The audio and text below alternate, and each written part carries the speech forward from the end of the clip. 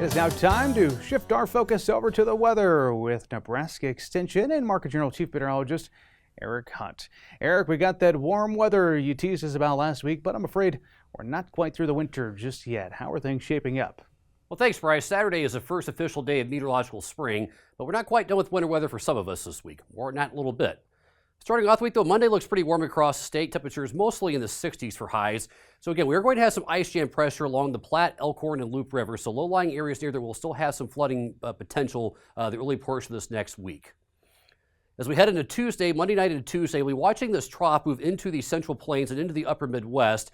That should allow for a prolonged period of rising motion across this region and a pretty good chance for moisture across the central plains into the Corn Belt, and probably some chances of snow for portions of western Nebraska as well. WPC shows the best moisture being to our east, but most of Nebraska is likely to pick up at least some precipitation from this, and I do think there will be chances for a lot of eastern Nebraska pick up a half to maybe as much as an inch of rain out of this. The European ensemble shows the highest probability of getting a half inches across eastern Nebraska, but they do show some potential for picking up a half inch of moisture pretty much out toward the Wyoming border. Now again, I do think most of eastern Nebraska is likely to be all rain from this. Central Nebraska probably mostly rain, but there could be some snow mixed in, even as far east as Lincoln later on Tuesday. Certainly though in western Nebraska, this is a potential to be an all snow event. I would maybe pay a little bit closer attention to the forecast as you get into Monday, as there may be a potential for some areas in here to have some heavier bands of snow.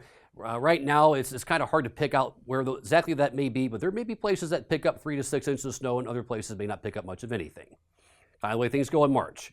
As we get to late in the week, we are looking at another shortwave trough moving into the southern plains. This one looks to be to our south. If this ends up being a little bit further north, certainly the southern portion of the state may pick up a little bit more precipitation on Thursday night into Friday.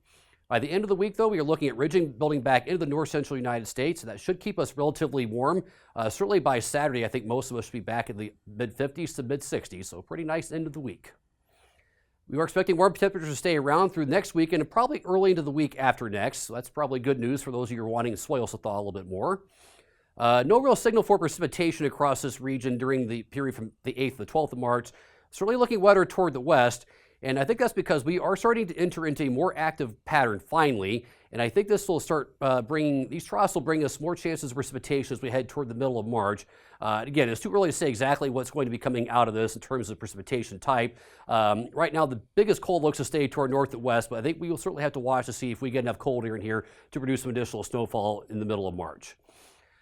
In terms of temperatures this week, though, we had some very, very impressive record swings in temperature. So we had 6 sites on the Nebraska Mesa that had a 100-degree temperature swing between last Thursday morning and this last Tuesday afternoon. A lot of other sites around the state set record temperature swings in the course of a 4-day period.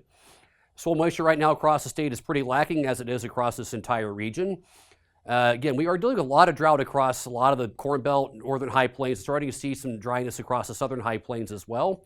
Soil temperatures across the state are starting to come up. We still have a little bit of frost in the ground. We are starting to see soil temperatures routinely stay a little bit above freezing. And here's our temperature and precipitation roundup for the week ending February 22nd, 2025. Back to you, Bryce.